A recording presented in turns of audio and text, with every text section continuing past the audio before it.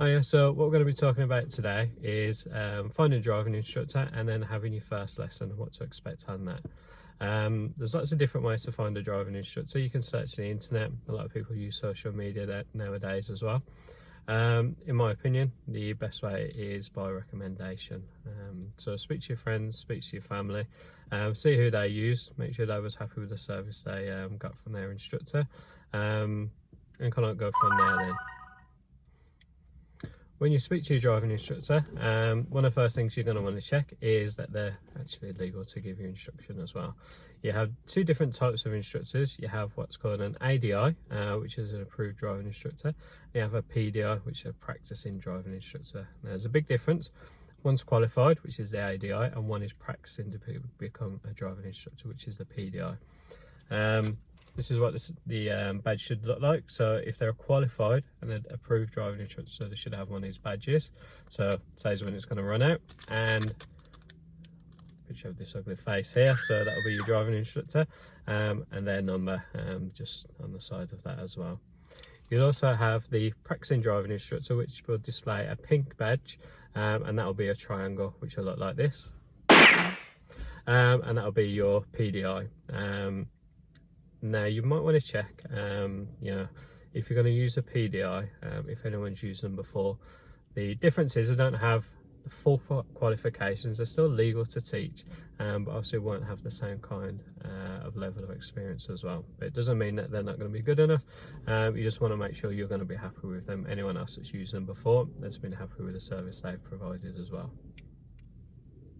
So in my opinion, the things that I feel that's really important when you have a driving instructor, you want to make sure they're punctual. You want to make sure they turn up when they're supposed to. If they're a little bit late turning up, it's not a massive problem, but just make sure you kind of get your time back. So if they're 5 minutes late, usually it's okay to run over 5 minutes, or just add it on to the next lesson as well. You want to make sure they turn up on a regular basis and they're not cancelling late. You don't want that to hinder your progress. A nice car is always really nice as well, and you want to make sure you're going to feel comfortable. You don't want to be, you know, 7 foot tall and find that you're driving a tiny little Ford Ka, you know. So you want to make sure you can sit in the car, and make sure you feel comfortable driving it as well. You don't want to sit there with like your knees all hunched up. It's got to be comfortable to drive in as well, especially if you're going to be doing like hour lessons, 2-hour lessons. It is a long time to be sitting there. Nice clean car is always good. My car's cleaned every Sunday, so by Saturday, you know, you're going to have like a little bit of dust in there, but generally you just want it to be well kept, and clean and tidy. You know, smelling nice is always good as well. You'll also want your driving instructor, above anything else, to be kind, friendly and patient. Quite often I've had people come to me from different instructors, and a few of them make them cry, which is not always nice. Learning to drive can be very stressful, so you want to make sure that it's as enjoyable as possible. You know, you are going to make mistakes, because it is a learning process, and you have to expect that mistakes are going to be made. It's not always going to go perfect, so make sure your instructor is patient with you. It's not going to be shouting, it's not going to be raising his voice. He will sometimes need to change his tone a little bit, to reinforce his point. You know, if we are dangerous and we are making mistakes and we're making the same kind of mistakes, that they do need to be corrected. But just generally, you overall want to make sure that you're going to enjoy your lessons. You spend a lot of time with your driving instructor in a small confined area, so you want to make sure that you do feel comfortable sitting with them. Some of my pupils I probably see a good couple of times a week, you know. So some people, you know, seeing 2, 3, 4 hours a week, which is a lot more than I see my friends, and I probably like them a lot more my friends anyway. So you know, it is good to make sure you feel comfortable with them and you do enjoy your lessons at the same time. The other factor when it comes to driving lessons as well is the price. Cheap doesn't always mean that it's going to be the best. It doesn't mean it's going to be the best value for money either. In the long run, you know, your better instructor, your driving instructor you found through good recommendation, you're going to find you're going to have a lot less lessons with those. So don't go for the ones that are, you know, 10 lessons for £5. Yeah, there's a good reason why they're going to be cheap. So don't be put off by price. If one instructor's a little bit more money than the other one, but he's got good recommendations and your friends and family have used them and have had a positive experience, don't be afraid to use them, because in the long run it will save you money. Some driving schools do deals as well. doesn't mean it's a bad thing. But you also want to find out, you know, if they're doing X amount of lessons for a certain price of money, then you want to make sure you find out what the price is going to be afterwards. You don't want to find they're going to chase you up and charge you a higher rate afterwards. For me, I charge £25 an hour at the moment, and I feel that's a pretty fair price at the moment. So anything around about that I think is pretty good. So on your first lesson, once you phoned up your driving instructor, you've had a little chat with them, you know, and you feel that you're going to be quite happy getting along with them and the experience is going to go along well, you'll book your first lesson in. Your driving instructor will usually pick you up from home or your workplace, wherever has been agreed. Usually if you've never drove before, they will take you somewhere, you know, nice and quiet. I normally recommend doing an hour and a half or 2 hours for the first lesson, especially if you haven't drove before. That's usually because we have to kind of get in the car, we have to drive somewhere which might take, you know, 5, 10, 15 minutes to get to. We need to discuss like everything in the car, safety checks, setting up our chair and mirrors, how all the controls work in the car, so going through like the pedals, the gears, the handbrake, the steering, the ancillary controls in the car, so make sure that we know where everything is and how it all works. Plus we also want to get a little bit of driving time in there as well. We don't want to find out we're just going out, sitting in driver's side and going back home again. So give yourself enough time, don't feel like you want to rush it with the hour. You know, hour and a half, 2 hours is usually pretty good for the first lesson.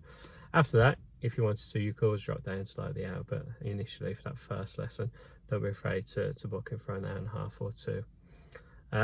You'll have to turn up with your driver's license, your provisional license, so show that to your instructor when he picks you up. You'll also have to do an eyesight test as well, so that's usually reading a number plate from 20 meters away. So always make sure you bring your glasses along if you feel that you're going to need them. If you're not sure, bring them anyway, because like I say, find that you do read the number plate better with them. You may find that you want to drive with them as well. So first lesson as well, once you've discussed you know, your safety checks and setting up your seat and mirrors and general control of the car, what you're probably going to do in your first lesson is talk about moving the car away safely, parking back up again safely, and probably doing a couple of junctions, turning into side roads both left and right, emerging from your junctions.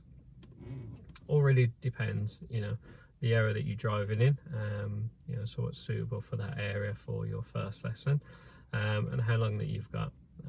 So those are the kind of things that you're going to be doing on your first lesson: the stopping and starting, and a couple of junctions. Really take on board what your driving instructor is telling you. Don't worry if you stalled a couple of times at first. On my first driving lesson, I was stalled about 8 times before it even got pulling away. So the first driving lesson is not an indication, you know, of how well you're going to pick it up. It is literally just, you know, getting used to the car for the first time, you know, especially if you've never been in a driving seat before. So don't be afraid if the first lesson goes terribly wrong. At the end of the lesson, your driving instructor will drop you back. You'll arrange then booking in for your next lesson. You'll sometimes, you know, be given a progress card as well, so that helps you keep track of what you're doing on your lessons. I'll show you a picture of mine here, pink. And it kind of like breaks up what we're doing on our lessons. It helps me identify what I've done with you before, and also as well, you can kind of track your progress by looking through them as well. Once you've done that, then like I say, you'll arrange for your next lesson with your instructor, and then kind of always discuss, you know, what the plan is going to be on the next lesson.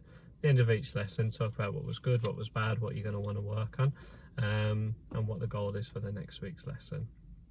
Overall, hopefully you enjoy your lessons. Try and enjoy them as much as possible, and make sure you're always learning. Hopefully my videos will help you out as well, so make sure you drive safe.